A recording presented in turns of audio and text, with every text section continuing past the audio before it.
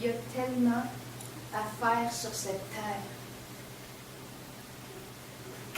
Tout est à refaire. Reconstruire les murs, changer des poutres, des cadres, réparer les portes, les charnières, les vitres cassées, remettre les planches, recouvrir les toits. Ça coule de partout quand il pleut. Retourner la terre, défricher le sol, nettoyer le dedans, déplier nos peines, semer de la pelouse, peinturer tout ce qui est à l'abandon.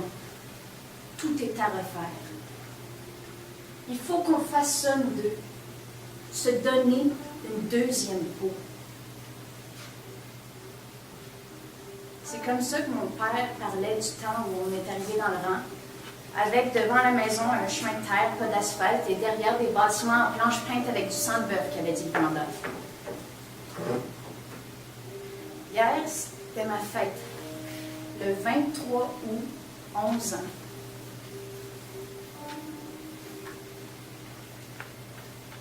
À 11 ans, j'ai pris mon courage à deux mains pour laver les vitres encrassées avec des guenilles qu'on avait déchirées dans des vieilles serviettes de bain.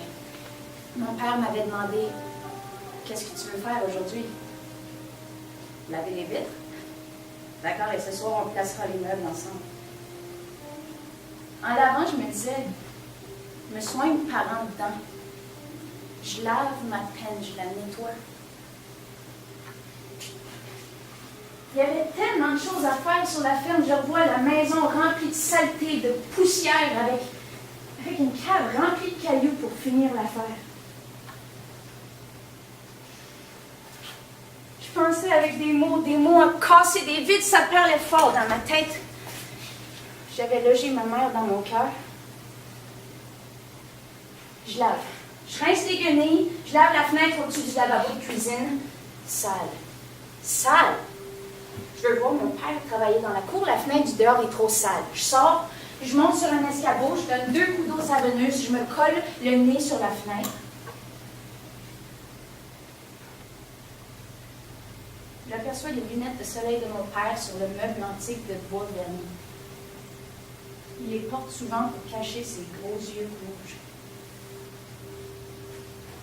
J'étais avec Éléonore quand on les a achetés. On a beaucoup ri en les essayant parce qu'on l'imitait avec son air bougon. Je téléphone au cœur. Je veux parler à ma mère. Pourquoi cet écœurant-là t'a fait ça? Pourquoi t'avoir fait du mal? Comme si je la revoyais enfant, je me collais sur elle. On entrait comme dans un lit tout moelleux, tout chaud. Ses bras, une couverture, ses seins, un oreiller. Collée sur elle, j'entendais les gargouilles. On était bien ensemble. Puis, à 11 ans, plus de gargouilles, plus de couverture, plus de lit. En lavant les fenêtres, je me racontais comme ça la mort de maman. Un homme dur est entré dans le commerce de linge pour dames. L'homme dur a fait du mal à la copine qui travaillait avec ma mère. L'homme dur a pris ma mère. Il est monté dans son lit moelleux parce qu'il voulait s'encouverter avec elle. Elle ne voulait pas. Le lit était en chamaille. L'homme dur est quand même resté sur le lit. Il jouait avec ses oreillers de partout. Après, le lit pleurait couché par terre sur le plancher de bois verni. L'homme dur, qui avait la rage, brisait le lit, déchirait tout le lit. En ville, dans notre appartement, j'entendais passer les sirènes des pompiers, des policiers, des ambulanciers.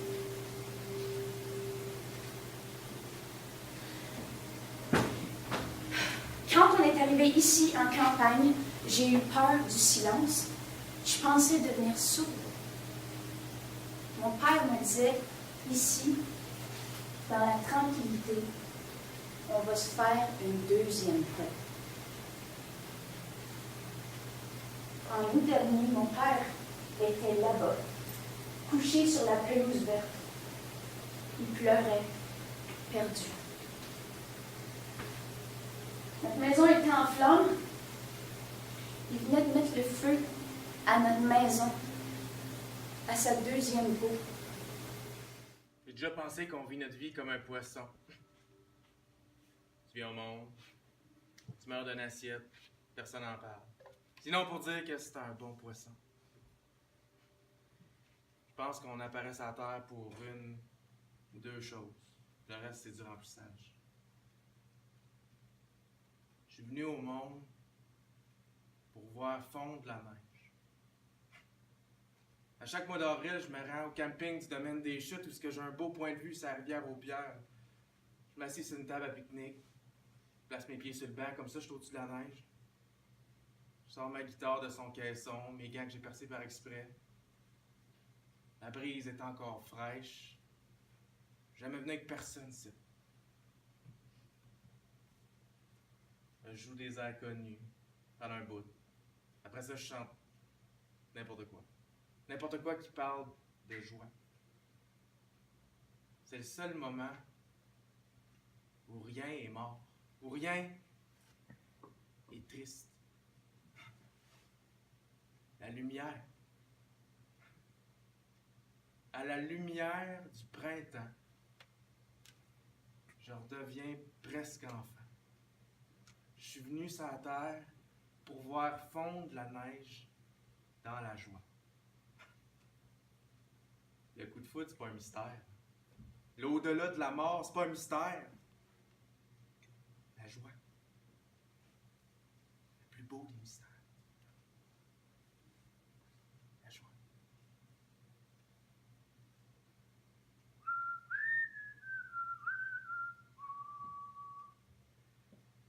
À la lumière du printemps, je redeviens presque enfant. Je suis venu sur la terre pour voir fondre la neige dans la joie. La joie, la joie. Je suis avec les autres. Je sais que je leur fais du bien. Ils me trouvent folle, j'occupe leur vie. Je pense souvent à ce qu'on est, ce qu'on était, ce qu'on deviendra. J'aurais aimé ça. J'aurais aimé ça, vivre autre chose. J'ai dit à Coco, on va s'ouvrir une terre, comme on se part un commerce. On va vivre dessus, un coin qu'on arrangerait. Il veut se faire bâtir en ville. T'as pas de génie, Coco. Il a peur de son ombre. Je connais les gars, je les sens. Ils sont jamais prêts pour rien, juste pour faire les calmes. On n'est pas éternel, Coco. On s'est jamais mariés. Lui, il voulait parce que ça le fatiguait que je couche avec les autres gars de la gang. Les amis du secondaire, Coco.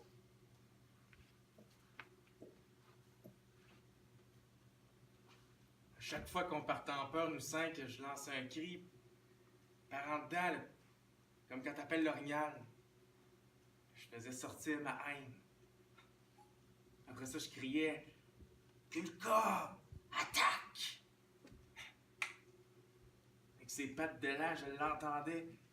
Je l'entendais courir dans le sentier de mes veines.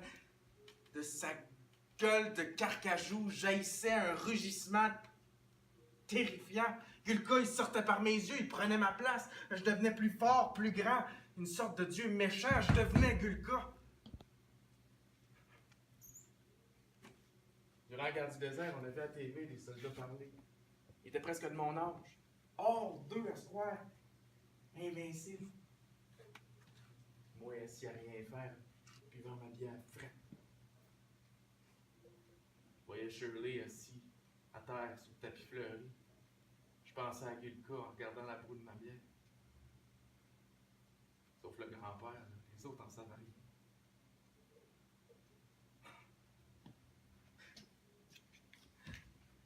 Ma mère me dit « Qu'est-ce que tu vas faire de ta vie, Jacques? T'as 29 ans. Si tes jobs t'apportent rien, tu pourrais retourner aux études. T'as fait ton cégep. Chris, man! Faire des études me pogner encore plus le cul qu'un diplôme de niaisage? Je sais pas. Fais un voyage. Amuse-toi. Achète-toi une maison. Prends ménage avec une femme. Fais des petits. Non, je reviendrai pas si tu me parles encore de ça. Parlons d'autre chose. C'est ta vie. T'en fais ce que tu veux. Ce que je veux. Ce que je peux. Jacques, veux-tu encore un peu de ragoût? Ah oui, donc, man. Là, c'est bon. Si au moins t'avais un seul petit rêve. En tout cas, man, je te l'ai déjà expliqué. Les rêves, c'est là pour ceux qui croient en Dieu. Un Dieu, n'importe lequel. Des rêves pour de l'espoir. C'est là pour que le monde s'invente un paradis. Nous autres de ma génération, on essaye de vivre de nous autres. Sans Dieu de nulle part, sans Dieu de nulle part. On regarde la vie comme elle est, sans l'enjoliver. On n'est pas né dans la bonne période. Il n'y a pas de bonne période. Il est bon ton ragoût, mais... C'est ça, le petit bonheur. Manger chez ma mère 2-3 fois par semaine. Un homme à sec.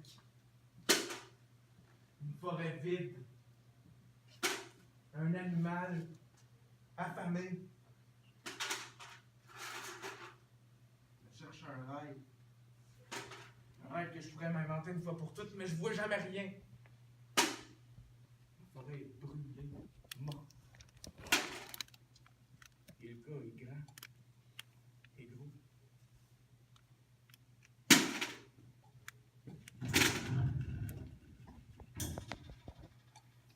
Au mois de mars de l'an 6, Clermont tirait des roches parce que, dans la journée, la neige avait tellement fondu qu'il pouvait se remettre à lancer des images, des mots.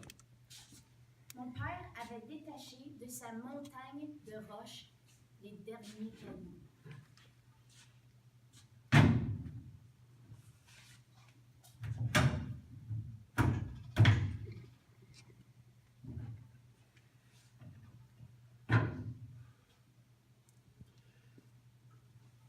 Il n'y a pas longtemps, j'ai rêvé. Les images sont encore toutes là. J'ai revu le meurtrier d'Éléonore. Il est venu pour s'excuser, avoir son pardon. J'en ai arrangé un pardon. J'ai rentré un couteau dans son corps. Je sentais la lame qui accrochait les os. Un bruit sourd de vengeance. Je tapais si fort dessus comme si je frappais sur des clous. J'accrochais un pas sur le mur de l'étable. Mon père était boucher. Je savais comment accrocher ça, ce genre de gars-là, un crochet de boucher. Un gars sans visage qui ressemble à un mauvais rêve. Tout à coup, je me retrouve dans la boucherie de mon père. Il me disait... T'as bien fait, mon gars. Lâche pas. T'es courageux, tu vas t'en sortir. En me donnant chaleureusement une tape dans le dos. Dans la chambre froide, je pousse le porc. Quand je lève la tête pour le regarder une dernière fois, ce gars-là avait mon visage. J'ai eu tellement peur.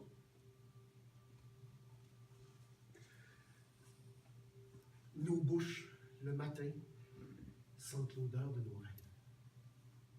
On a fêté à l'ancienne, le 11 août, ben colon, on avait bu. Les gars et d'autres connaissances sont venus. L'année passée, à cette pareille date, le fond du temps s'était refroidi. Là, on était en pleine canicule, en train de faire tourner un méchoui. La foire dans la cour chez nous. Sur et moi, on s'est fait taquiner tout l'après-midi après avoir mangé l'agneau. On m'a attrapé, attaché les mains dans le dos sur une chaise, le corps découvert. On m'a cassé des œufs sur la tête, La mélasse. La farine. Pareil. On va plancer des œufs sur la tête, la mélasse et la farine. On va danser des œufs sur la tête, La mélasse et la farine. De la bière reversée, des feuilles de laurier, des bouts de poule. Et de couvert de cochonnerie. Et de couvert de cochonnerie. Les boîtes de conserve, les fers au lard et le ragoût. Et de couvert de cochonnerie. Yeah, de couvert de cochonnerie. Je faisais des sourires en criant « Je t'aime !» Les gars riaient comme des fous. À un moment, j'ai cru qu'il était agressif. Pas de niaisage, les gars. Comment fait des supplications? Je me mêlais aux autres, Coco me tournait autour. Je voulais plus rien savoir de lui, je l'aime pas ce gars-là. La coutume veut qu'on fasse le tour des rangs et des rues de la ville. Les gars avaient réservé l'hôtel Princesse pour le party du soir. Attaché sur une chaise dans la boîte d'un pick-up, j'allais faire les frais de mascarade. On part! Pascal s'assoit en avant pour me voir dans la boîte. Coco conduit son pick-up rouge. Moi dehors, je pique un clin d'œil à Pascal. Les petits gars m'avaient dit de prendre la tête du convoi avec la minoune de Flagos. Un convoi grotesque. L'envie de pisser! On part. On prend le chemin de gravel autour de la ville. Ma main sur la cuisse de Pascal. J'avais de la misère à respirer. J'étais le dernier sur la piste de cirque. La caravane de chameaux me filait sa boucane. Je me sentais étouffé. J'avais de la misère à respirer. Pourquoi on va si vite? Des casse-gueules, pourquoi Shirley va si vite? Dans un détour, une voiture s'est renversée. En feu. Un corps au volant brûle. Arrive les derniers ces lieux. M'approche du groupe de gars de bout. Grenouille passe en fou, il remonte vers la ville. Je ne suis plus ici. Je ne me cherchez plus. Je ne suis plus ici. Je le répétais dans ma tête, je ne suis plus ici. Ne me cherchez plus. Coco voulait pas qu'on regarde. Shirley était morte, brûlée vive. Mon père est redevenu fou. Ses yeux fixaient le vide comme au-delà de la colère. Vidé. En arrivant à la maison, je l'ai aidé à enlever ses vêtements souillés. Il ressemblait à un bébé paralysé dans un bain chaud. Pendant 2 nuits, il a dormi profondément. Le jour sans manger, sans parler. Les 4 gars sont venus chacun à tour de rôle. Ils n'ont presque pas parlé. Des petites phrases. Shirley était extraordinaire. Une femme de même. Clairement, on ne sait pas comment tu vas t'en sortir. On sera toujours là si tu as besoin. On pense qu'elle t'a aimé comme elle n'a jamais aimé personne. Clairement, ne bougeait pas. Absent. 2 jours morts, 2 jours à tuer le temps avant l'enterrement.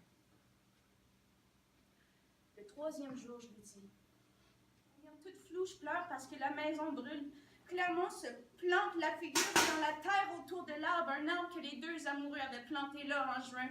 Shirley ululait comme une chouette déplumée à se traîner à 4 pattes dans l'arbre pour se faire pardonner, mais je lui crie des mots. Une maudite vache, rien qu'une maudite vache, c'est ça que tu voulais me tuer! Clermont arrache le petit arbre, le fouette contre le sol avec ses mains enragées. La chouette déplumée dit à Clermont, Clermont, écoute, je voulais pas le faire à cause d'une parole à tenir d'un seul bloc à la vie à la mort. C'est maintenant que tu dois me la donner, la preuve d'amour. Je suis à toi pour le reste de ma vie. Prends-moi. Prends-moi. Il se rapproche de sa tête à 4 pattes. Elle lui parle doucement comme dans un livre ouvert. Moi, j'entendais que le crépitement de la maison.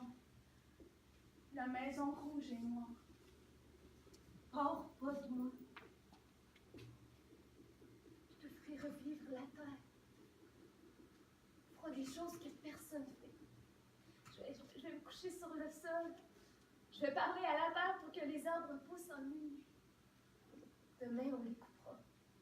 On en fera les planches de notre maison. Je te ferai vivre une forêt derrière notre maison. Mon père ne se relève pas. Je te redonnerai une lampe. On fera des choses que personne ne fait. Le soir, on on fera monter la lune avec un soufflet. Au matin, on fera lever le soleil avec des poulies qu'on accrochera aux arbres de notre forêt. Tu tirera fort pour lever le soleil. Je te ferai sortir des enfants de mon ventre. On les élèvera dans une échelle de bois. Mon père ne se relève pas. Porte ton cahier. Ailleurs, tu vas te perdre. Je te veux. Si tu pars, tu n'auras jamais ça de personne. Je te connais, tu vas te perdre. On bâtira une maison. On mangera dans un lion. On dormira à une table. Laisse-toi faire. Laisse-toi faire. Je suis libre maintenant.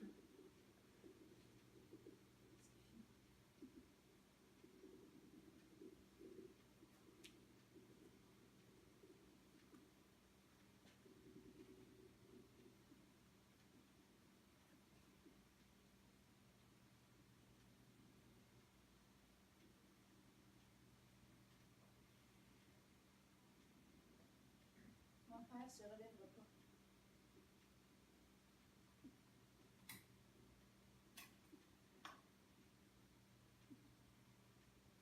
J'ai 18 ans maintenant. Je reviens voir les deux comptes de la maison. Ça s'est passé tellement vite. Il y a quelques semaines, mon père était là-bas, couché dans l'herbe verte. Il venait de mettre le feu à sa deuxième peau. Il se relèvera jamais. Une bouteille en met l'éclat.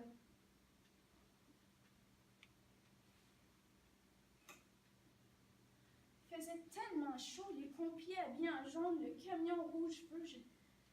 Je suis allée retrouver Shirley Clermont, là. J'ai perdu connaissance. J'ai vu de leurs deux corps s'élever leur cœur qui venait au-dessus de mon visage.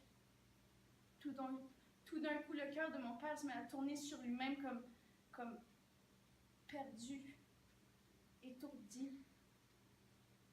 Un cœur perdant le nord.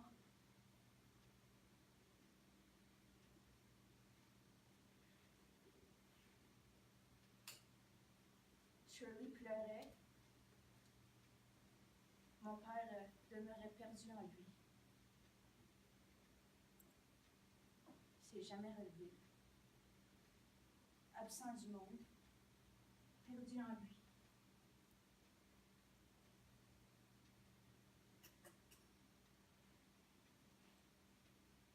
Ça s'est passé tellement vite.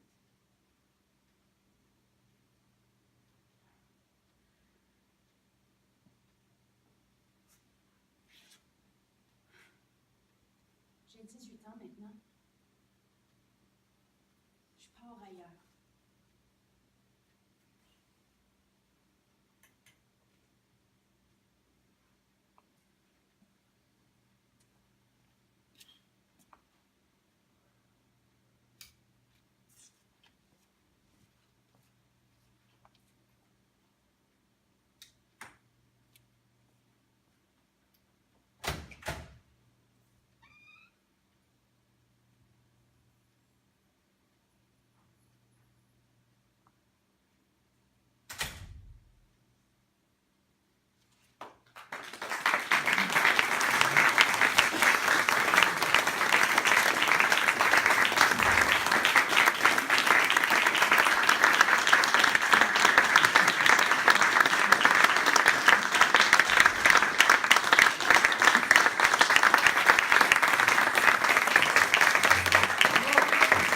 Bravo!